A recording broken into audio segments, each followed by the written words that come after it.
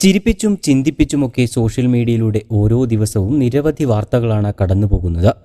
അത്തരത്തിൽ ലക്ഷക്കണക്കിന് ആളുകളുടെ കണ്ണ് നനയിച്ച ഒരു വൈറലായ കുറിപ്പാണ് കഴിഞ്ഞ ദിവസം കാണാനിടയായത്. തന്റെ ചെറുപ്പകാലത്ത് സ്കൂളിലെ കഞ്ഞി വയ്ക്കുന്ന ചേച്ചിയുമായുണ്ടായ ആത്മബന്ധത്തിന്റെ അനുഭവ കഥ പറയുകയാണ് ഈ ചെറുപ്പക്കാരൻ. ഒടുവിൽ വർഷങ്ങൾക്കു ശേഷം ആ അമ്മയെ തിരഞ്ഞു കണ്ടുപിടിച്ച ശേഷം അയാൾ ചെയ്ത പ്രവൃത്തി നമ്മുടെ കണ്ണുകൾ ഈറനണിയിക്കും. കുറിപ്പിങ്ങനെയാണ്: എന്റെ ഈ തടിയില്ലേ, അത് ഈ ചേച്ചി വിളമ്പിത്തന്ന കഞ്ഞിയും പയറിന്റെയുമാണ്. അത് പറയാൻ എനിക്ക് നാണക്കേടൊന്നുമില്ല കേട്ടോ. സ്കൂളിൽ നിന്ന് കിട്ടിയ കഞ്ഞിയും പയറും മാത്രമായിരുന്നു ഒരു കാലത്ത് എനിക്കും അമ്മയ്ക്കും ഏക ആശ്രയം. 5ാം ക്ലാസ്സിൽ പഠിക്കുന്ന സമയത്താണ് ശാന്തേച്ചിയെ ആദ്യമായി ഞാൻ കാണുന്നത്. ഞാൻ LP സ്കൂൾ കഴിഞ്ഞ് പുതിയ സ്കൂളിലേക്ക് മാറിയ സമയം. ശാന്തേച്ചിയായിരുന്നു സ്കൂളിൽ കഞ്ഞിയും പയറും വെക്കുന്നതും കുട്ടികൾക്ക് അത് വിളമ്പി കൊടുക്കുന്നതുമെല്ലാം. കഞ്ഞി കുടിക്കുന്ന പിള്ളേർക്കിടയിൽ എല്ലാ ദിവസവും രണ്ടാമതും പാത്രം നിറയെ കഞ്ഞി വാങ്ങി കുറച്ചു നേരം ഇരുന്നിട്ട് അതുകൊണ്ട് കളയുന്ന വികൃതി പയ്യനെ ശാന്തേച്ചി 2-3 ദിവസമായി ശ്രദ്ധിക്കുന്നുണ്ടായിരുന്നു. ഒരു ദിവസം രണ്ടാമത് കഞ്ഞി വാങ്ങി അത് കഴിക്കാതെ പാത്രവുമായി ഇറങ്ങാൻ നേരം ശാന്തേച്ചി എന്നെ പൊക്കി.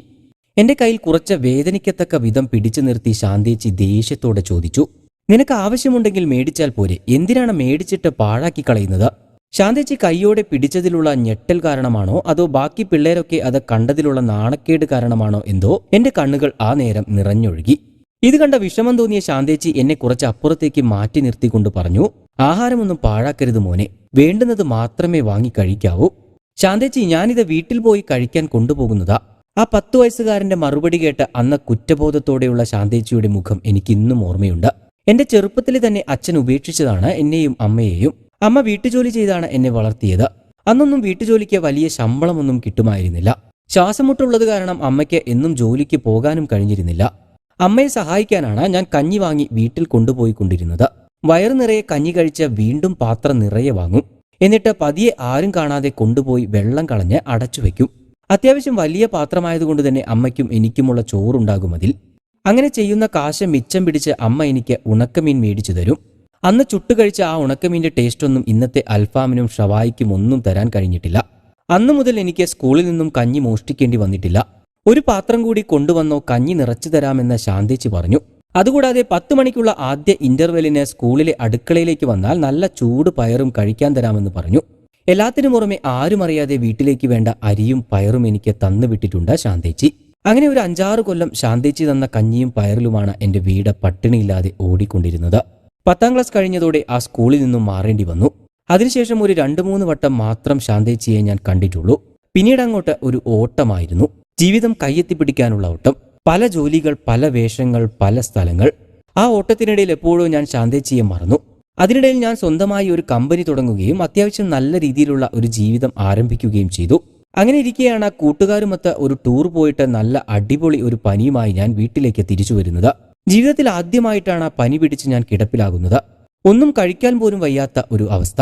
രാവിലെ മുഴുവൻ ഒന്നും കഴിക്കാതെ കിടക്കുന്ന എന്നെ കണ്ട അമ്മ രാത്രി ഒരു സ്പെഷ്യൽ സാധനവുമായി എന്റെ മുറിയിലേക്ക് എത്തി. കഞ്ഞിയും ഉണക്കമീൻ ചുട്ടതും. ആ ചൂട് കഞ്ഞിയുടെയും മീനിന്റെയും രുചി എന്നെ പഴയ ഓർമ്മകളിലേക്ക് കൂട്ടിക്കൊണ്ടുപോയി. എനിക്ക് കഞ്ഞിയും പയറുമായി കാത്തിരുന്ന ശാന്തേച്ചിയുടെ മുഖമാണ് എനിക്കപ്പോൾ ഓർമ്മ വന്നത്. ദൈവമേ, ഞാൻ എങ്ങനെയാണ് ശാന്തേച്ചിയെ മറന്നുപോയത്? ഞാൻ കട്ടിൽ നിന്നും ചാടി എഴുന്നേറ്റു. എനിക്കൊരു സമാധാനവുമില്ല. ആരോടാ ഇപ്പൊ തിരക്കുക? എങ്ങനെയാ ഒന്ന് അന്വേഷിക്കുക? എന്റെ തല പുകഞ്ഞു. പലരോടായി അന്വേഷിച്ചതിന്റെ ഫലമായി ഒടുവിൽ ശാന്തേച്ചിയുടെ വീട് ഞാൻ കണ്ടുപിടിച്ചു. ഓട്ടോ തൊഴിലാളിയായിരുന്ന ശാന്തേച്ചിയുടെ ഭർത്താവ് ഒരു അപകടത്തിൽ മരണപ്പെട്ടതാണ്.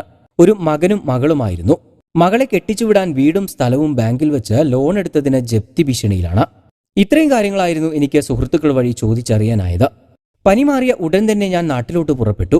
എന്നെ കാണുന്നത് ശാന്തേച്ചിക്ക് ഒരു സർപ്രൈസ് ആയിരിക്കും. അത് മാത്രം പോരാ, ശാന്തേച്ചിക്ക് എന്തെങ്കിലും കൊടുക്കണ്ടേ? കുറെ നാളുകൾക്ക് ശേഷം ശാന്തേച്ചിയെ കാണുന്നതല്ലേ. ഞാൻ നേരെ ശാന്തേച്ചിയുടെ വീട് പണയത്തിൽ വെച്ച് ബാങ്കിലോട്ട് വിട്ടു. അടുത്ത ആഴ്ച ജപ്തിയായിരുന്നത്രേ. അവിടെ അടയ്ക്കാനുള്ള മുഴുവൻ തുകയും അടച്ച രസീതി കൈപ്പറ്റി. അതുമായി നേരെ ശാന്തേച്ചിയുടെ വീട്ടിലേക്ക്. ഒരു ചെറിയ 2 മുറി വീട്. ഞാൻ പോയി കതകിൽ മുട്ടി വിളിച്ചപ്പോൾ ശാന്തേച്ചി ഇറങ്ങി വന്നു. ശാന്തേച്ചിക്ക് വലിയ മാറ്റമൊന്നുമില്ല. കുറച്ച് പ്രായം വെച്ചിട്ടുണ്ട്, അത്ര തന്നെ. എന്നെ മനസ്സിലായോ എന്ന് ഞാൻ ചോദിച്ചു.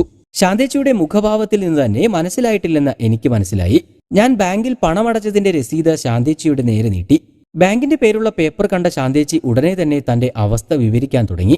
മകനെ ഗൾഫിലേക്ക് ജോലി ശരിയായിരിക്കുകയാണെന്നും അത് റെഡിയായാൽ ഉടനെ തന്നെ അടച്ചു തീർത്തോളാമെന്നുമൊക്കെ പറഞ്ഞുകൊണ്ടിരുന്നപ്പോൾ ഞാൻ ഇടയ്ക്ക് കയറി ഇത് ബാങ്കിന്റെ മുഴുവൻ തുകയും അടച്ചതിന്റെ റെസീപ്റ്റാണ് ചേച്ചി എന്ന് പറഞ്ഞു. ശാന്തേച്ചിക്ക് ഒന്നും മനസ്സിലായില്ല. ഞാൻ തുടർന്നു, ചേച്ചി പണ്ട് തന്ന കഞ്ഞിക്കും പയറിനും പകരമാണെന്ന് കരുതിയാൽ മതി. അത് പറഞ്ഞു നിർത്തിയതും ശാന്തേച്ചിയുടെ കണ്ണിലെ തിളക്കം എനിക്ക് മനസ്സിലായി. അന്നത്തെ പോലെ ഞാൻ ചേച്ചിയെ ഒന്ന് കെട്ടിപ്പിടിച്ചോട്ടെ എന്ന് പറഞ്ഞു. പക്ഷേ ഇത് പറഞ്ഞു തീരുന്നതിന് മുന്നേ ശാന്തേച്ചി എന്നെ കെട്ടിപ്പിടിച്ച് കരയാൻ തുടങ്ങിയിരുന്നു. എനിക്ക് നിന്നെ മനസ്സിലായില്ലടാ മോനെ. ഇത്രയും പറഞ്ഞുകൊണ്ടാണ് ഈ കുറിപ്പ് അവസാനിക്കുന്നത്. എന്തായാലും ചുരുക്ക സമയം കൊണ്ട് ഈ പോസ്റ്റ് നിരവധി ആളുകളിലേക്കാണ് എത്തിയിട്ടുള്ളത്. അതേസമയം ഇത് ഒരു കെട്ടുകഥയാണെന്ന തരത്തിലുള്ള കമന്റുകളും നിരവധി വരുന്നുണ്ട്.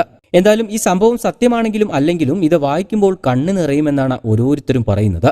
ഇത്തരം അനുഭവങ്ങളിലൂടെ കടന്നുപോയ നിരവധി ആളുകൾ നമുക്കിടയിൽ തന്നെ ഉണ്ടായിരിക്കും. അത്തരം ആളുകൾക്ക് ഇതൊരു കെട്ടുകഥയായി ഒരിക്കലും തോന്നില്ല എന്നും ആളുകൾ പ്രതികരിക്കുന്നു.